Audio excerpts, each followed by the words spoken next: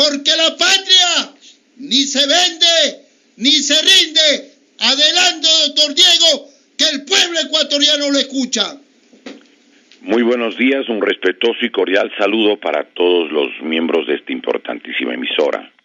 Quisiéramos agradecer a su director por la generosa acogida de carácter permanente para que esta corriente ideológica humanista se exprese a través de tan alta tribuna democrática y republicana. Quisiéramos del mismo modo agradecer al personal técnico de este medio de comunicación que nos ayuda al enlace para llegar a los oídos, a la mente, al corazón, al cerebro de nuestros hermanos ecuatorianos.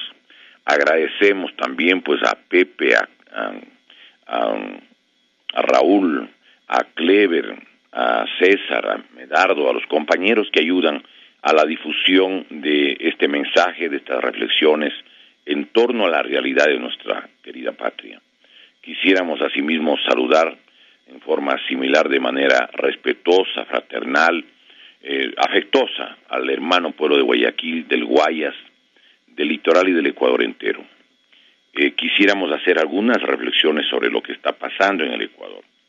Nosotros creemos que es importante analizar que un método de poder, engañar a la opinión pública es la personalización de la dominación. Expliquémoslo. No es que cambiando una persona ya se cambia la realidad de una sociedad. Eso no es verdad. Yo quisiera que reflexionemos en lo siguiente, miren. En Colombia, en el Ecuador, en Perú, en Bolivia, hay problemas absolutamente similares. Hay una alta desocupación, existen problemas productivos, existe además una política orientada para entregar la riqueza de la República a manos de las grandes corporaciones y multinacionales. Esa es una realidad. Pero meditemos, hermanos del Ecuador. En Colombia, en el Perú, en Bolivia, nunca gobernó ni un Febres Cordero, ni gobernó un doctor Osvaldo Hurtado, ni gobernó un doctor Rodrigo Borja, ni gobernó el coronel Lucio Gutiérrez. Allá no gobernó Rafael Correa, Alfredo Palacio, o por ejemplo Gustavo Noboa o Yamil Mahabat. No gobernaron. En el Ecuador, recordemos, no ha gobernado ni un Juan Manuel Santos, ni un Álvaro Uribe, ni ha gobernado un Andrés Pastrana Borrero, ni ha gobernado ninguno de los presidentes colombianos. Aquí en el Ecuador no ha gobernado, por ejemplo, el señor Alberto Fujimori, no ha estado Fernando Belaúnde Terry, no ha estado aquí Ollantumala o Alejandro Toledo, no ha estado un señor como Pedro Pablo Kuczynski. Sin embargo, los problemas en otros países son similares. No ha gobernado aquí alguien con las características del señor Evo Morales, ni de los presidentes de Bolivia. Y en Bolivia no han estado presidentes del Ecuador. Y entonces, ¿cómo es que existen problemas similares? La desocupación, la represión, las leyes antinacionales, la transferencia de la riqueza de los pueblos. Gran parte de la riqueza minera, hidrocarburífera de Colombia está en manos de las compañías extranjeras. En el Ecuador igualmente, con el aditamento de que además aquí se han robado gran parte del dinero por parte de las autoridades del lapso 2007-2017. Hay que señalarlo, por supuesto. Pero, ¿a qué viene esto? Porque hay personas que consideran que si es que ya no es reelegido Rafael Correa, ya se están arreglando las cosas. Yo les invito a la siguiente reflexión. Puede haber un correísmo con Correa y un correísmo sin Correa. Le sacan al fusible y sigue funcionando la dominación. Recuerden que todo lo que planteó Yamil Mahabat se cumplió, pero bajo la presidencia de Gustavo Noboa. Gustavo Noboa, después del gobierno de Yamil Mahabat, recuerden, hacía la famosa propuesta, vengan, les cuento una rondita de unos 3 cachitos, jajaja, ¿se acuerdan? Igualmente, es decir, una manifestación aparentemente bonachona, apacible, pero para que el modelo de dominación siga inalterable, para que el trapiche de la opresión social siga cumpliendo sus finalidades para la represión en el caso de nuestro querido Ecuador. Yo les invitaría a que reflexionemos, a ver, ¿qué ley se ha cambiado del correísmo? ¿Qué funcionario de alto nivel ya no está en el gobierno o están aplicándose distintas medidas políticas, económicas, sociales. Yo les invitaría a que meditemos cómo es que para el ejercicio de la dominación siempre existe una llave maestra que se llaman los organismos electorales. Esa es una realidad que tenemos que aprender nosotros a desarrollar, a percatarnos y a caer en cuenta cómo todo lo hacen en base al proceso electoral de carácter fraudulento. No es que aquí Correa es un candidato fuerte, mentira, eso no es verdad. ¿Cuál es el poder que ha tenido Correa? Es el manejo de los organismos electorales. Él ha ganado las elecciones, pero con el control del 100% del Consejo Nacional Electoral. Esa es la realidad, siempre. No es Correa fuerte, es el Consejo Nacional Electoral el que proclama resultados. No estaba de candidato asambleísta Correa, y miren ustedes que ellos dicen que han sacado el 56% de la votación para llevarse 74 de los 137 espacios electorales. Si revisamos lo que ha pasado aquí en nuestro país, vamos a reparar cómo el que tiene el organismo electoral hace lo que le da la gana, igual que en México, igual que lo que acaba de pasar en Honduras. Es decir, no importa cuántos voten en último caso, lo importante para la dominación es quién contabiliza los votos. En el Ecuador el 100% de lo que significa el organismo electoral nacional y en provincias controla Alianza País, nadie más, solo Alianza País. Tienen un sistema computarizado que nadie fiscaliza, que nadie, hace un análisis desde el punto de vista tecnológico del más alto nivel porque no permiten. La impresión de las papeletas hacen ellos mismos todo. Las urnas controlan ellos. Ellos incluso, recordemos cómo se quejó el señor general Luis Castro Ayala, que dijo que las Fuerzas Armadas no habían tenido el control total sobre el proceso electoral, pues.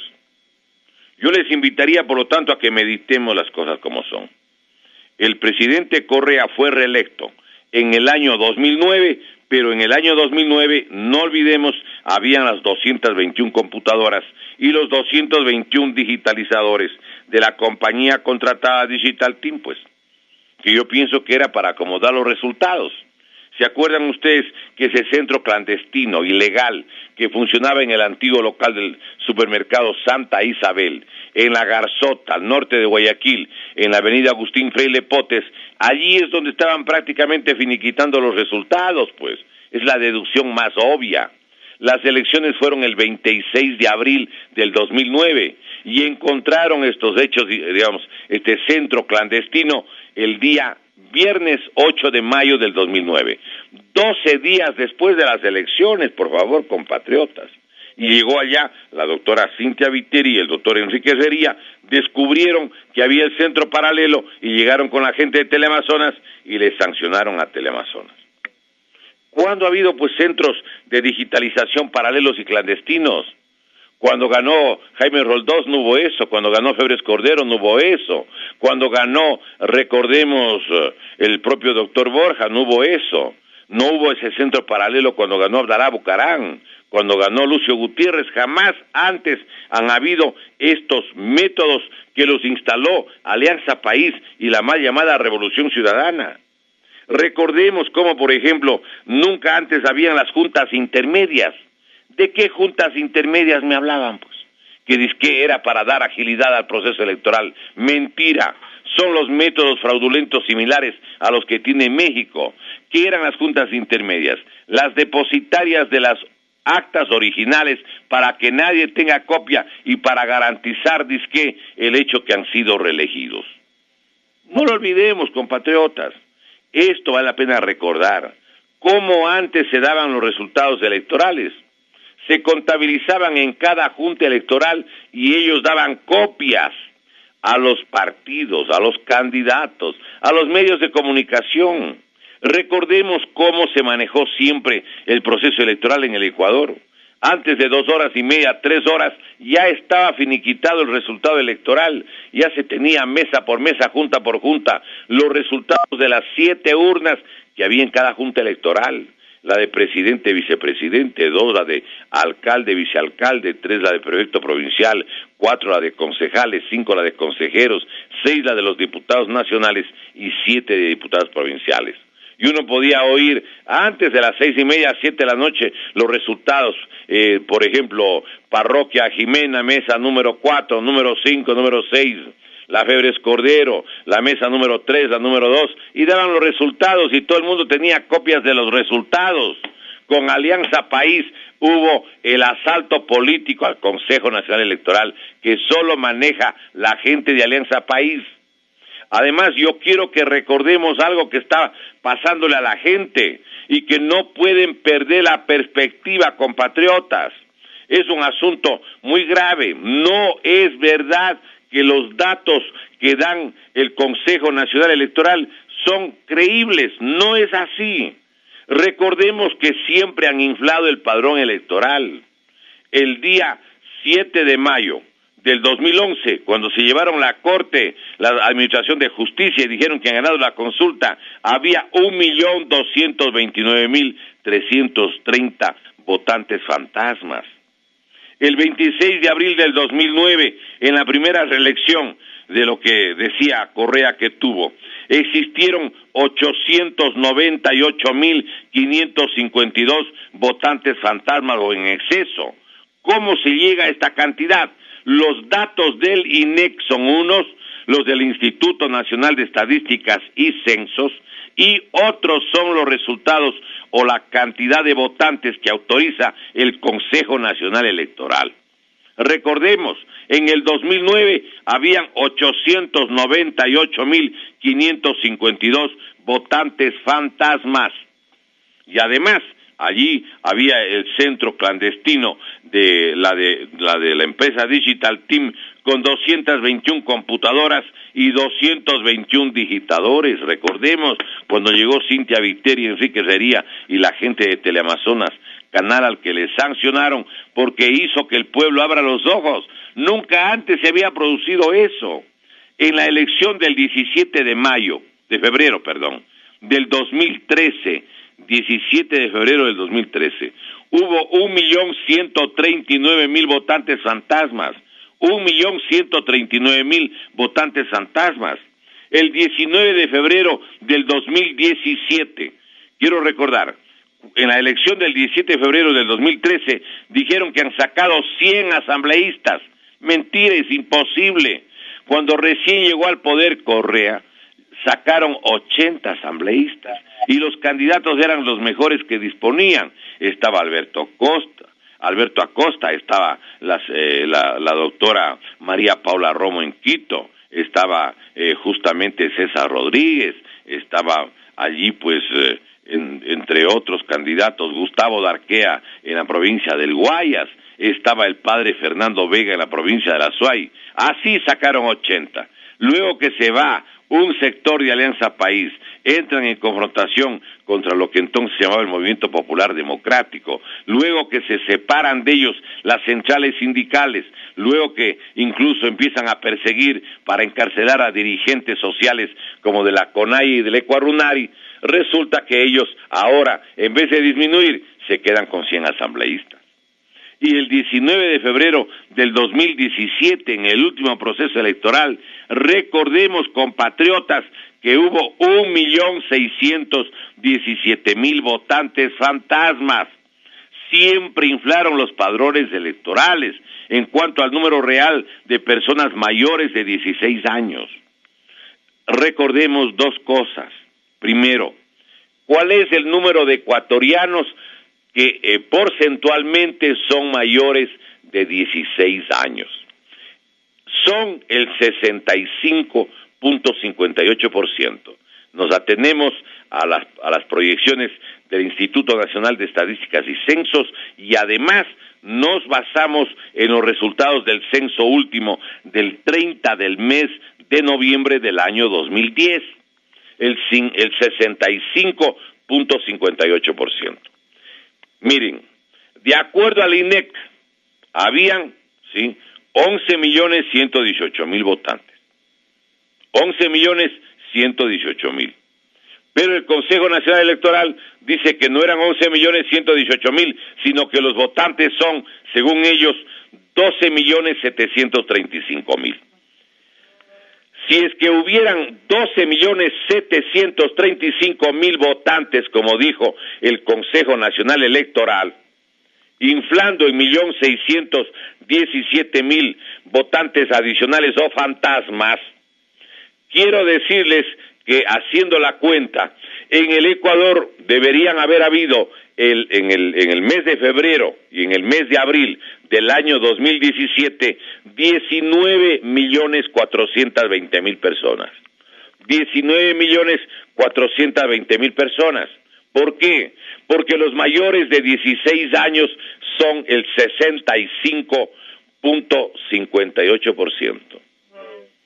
Por eso es de que incluso no nos sorprendió la declaración que realizó el exsecretario de la Administración, justamente el señor Mangas. El señor Mangas decía justamente de que no ganaron ni la primera ni la segunda vuelta. Entonces yo creo que esto es importante que recordemos, es decir, esto es lo que se declaró. Por lo tanto, no es que estamos inventándonos, no, nada de eso, señores. No es que además han sacado de contexto la grabación de este caballero, que hay que agradecerle la sinceridad, sí, demora 37 minutos. Y allí dice textualmente, perdimos la primera vuelta y perdimos la segunda vuelta. Eso no fue ganado. Por favor, las revelaciones las publicó Focus Ecuador el 29 de noviembre del 2017. Ahí está. Se llama el titular, las revelaciones del más cercano al poder. Pero sí saben ustedes cuál es el número de votantes que va a haber para la consulta del día 4 del mes de febrero del 2018. Van a haber, dicen, 13.026.000 votantes. O sea, ahora, con esa cantidad de votantes, significa que el Ecuador debería tener más de 19.900.000 personas. Pero uno va y revisa, por ejemplo, la información del día lunes del Consejo Nacional Electoral, y allí el Ecuador tiene recién 16.425.000 personas. Si el Ecuador tiene 16.425.000 personas, ¿cómo es que aparece como que si el Ecuador tuviera 19.920.000 personas? ¿Por qué, pues? ¿Cómo así? El organismo electoral del país no respeta el artículo 25 del Código de la Democracia. El más importante organismo de los censos, de las encuestas, de los datos estadísticos es el INEC, el Instituto Nacional de Estadísticas y Censos.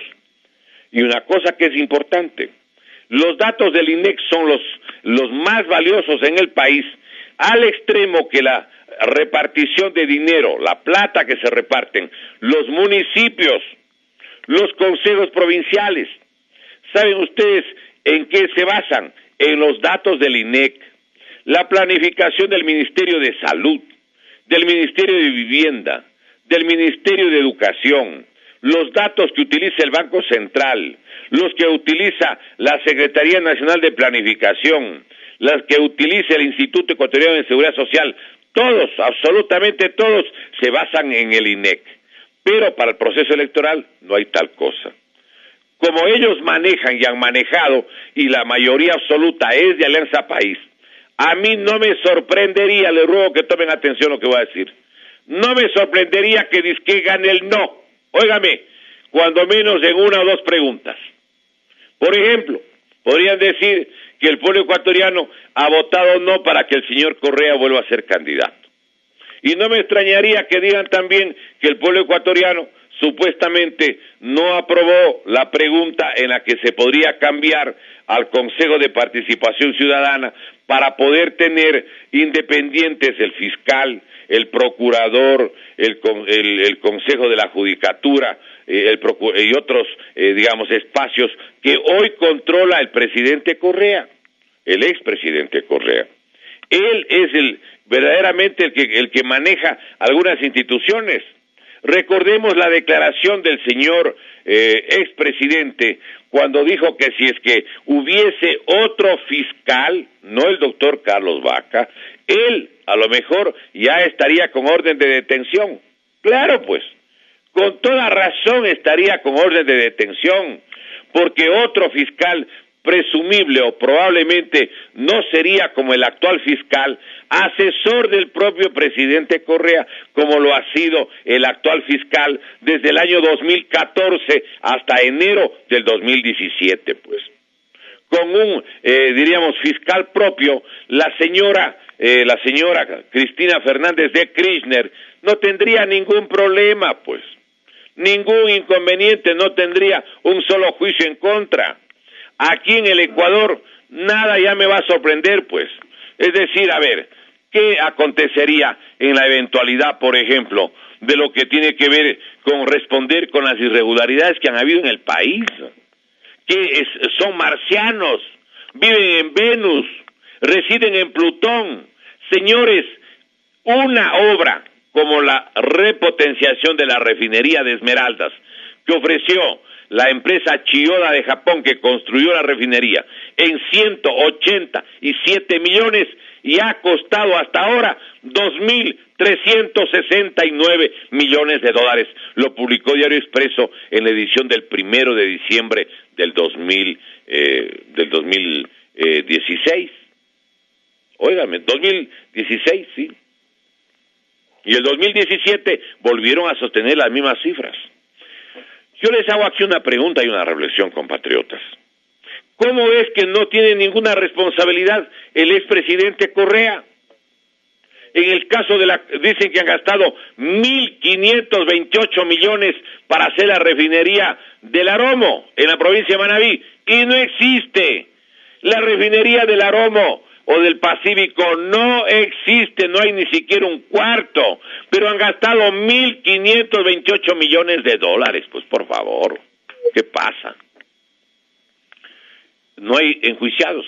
El presidente Correa, que sabía todo lo que pasaba en el país, que informaba en las sabatinas lo que sucedía para llevar disque a través de un gasoducto el gas hasta la provincia de La Azuay, ahora dice que no ha sabido de nada. Pero es una burla, es una chacota. ¿Dónde están las autoridades del Ecuador, por favor? Nos quieren hacer olvidar de que el pueblo quiere que se recupere la plata, además de sancionar a los responsables, pues.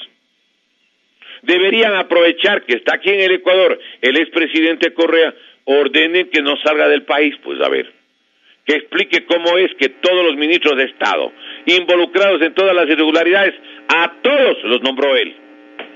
Todos los miembros del directorio de todas las empresas públicas del Ecuador en materia petrolera, en sector eléctrico, en todo lo que se ha hecho y se ha gastado en el país, los nombró Rafael Correa. ¿Por qué se hacen los desentendidos? Hay un artículo en la Constitución que es el 233, que dice de manera inequívoca: ninguna servidora ni servidor público estará exento de responsabilidades por los actos realizados en el ejercicio de sus funciones o por sus omisiones, y serán responsables administrativa, civil y penalmente por el manejo y administración de fondos, bienes y recursos públicos. En este país, compatriotas, pero por favor abran los ojos. ¿Cómo puede ser que está con grillete electrónico el señor Fernando Villavicencio, que denuncia las irregularidades, que va llevando además de eso la documentación y deja en manos no solo de la Fiscalía, sino del presidente de la Asamblea Nacional? ¿Cómo es que está con grillete el señor Clever Jiménez, asambleísta de la provincia de Zamora Chinchipe, pues? Los que denuncian la corrupción con grilletes y los que tienen que responder como presidente y vicepresidente, ellos, me refiero al ex vicepresidente, en realidad han tenido un control absoluto sobre las instancias del manejo de la justicia en nuestro país, pues. Si algo se sabe en el Ecuador es por la información que manda la Secretaría de Justicia de los Estados Unidos, pues. Si algo se sabe en el Ecuador es porque existen las grabaciones, hay las copias de los juicios que llevan a los funcionarios de la Odebrecht en Brasil. Aquí no han hecho nada, pues no han investigado como corresponde. Robinson Boscan, un periodista del Expreso, demuestra, en base a revisar las 439 páginas del inicio del juicio al señor Glass, que toda la documentación del Ecuador sobre las irregularidades del caso de Odebrecht se conocían el día 3 de febrero del 2017. Pero se guardaron. Compatriotas, el señor presidente, expresidente, el economista Rafael Correa, al igual que el vicepresidente, el señor ingeniero, con el apoyo del Rincón del Vago, acuérdense ustedes, el señor Jorge Glass, sí, ellos tienen que responder pues jurídicamente.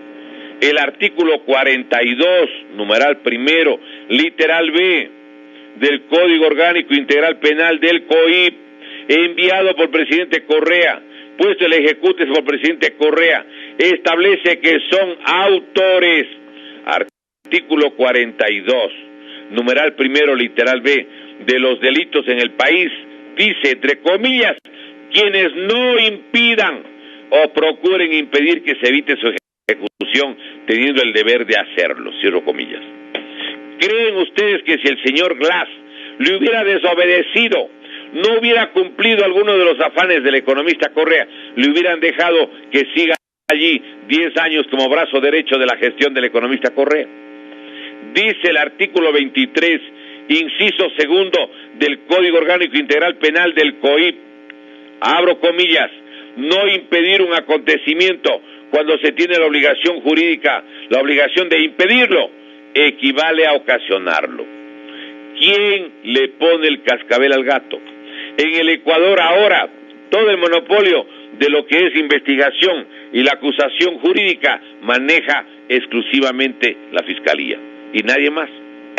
Así que si tienen un fiscal de confianza, no les pasa nada, como dice el propio expresidente. Si hubiera otro fiscal, ya me hubieran puesto orden de prisión. Claro, pues, ¿cómo no le van a poner orden de prisión a los responsables por acción u omisión de hechos como los siguientes? ¿Cómo es que se han sabido morder y hacer al lado? Óigame, $4 por barril de exportación del Ecuador, pues. Eso lo denunció Carlos Pareja Yanuseli. Está en las redes, lo dijo desde Miami. La información que presenta el señor Fernando Villavicencio es igual. ¿Saben ustedes quién fue el primer ecuatoriano en denunciar las irregularidades de la Odebrecht y los sobreprecios en el caso ecuatoriano? ¿Sí saben quién fue? Está preso en Guayaquil, es el señor Galo Lara. Galo Lara denunció él. Yo tengo toda la documentación que evidencia que lo que estoy diciendo. Galo Lara, cuando estaba ya en $418 millones, el multipropósito Baba, demostró con la documentación que está firmada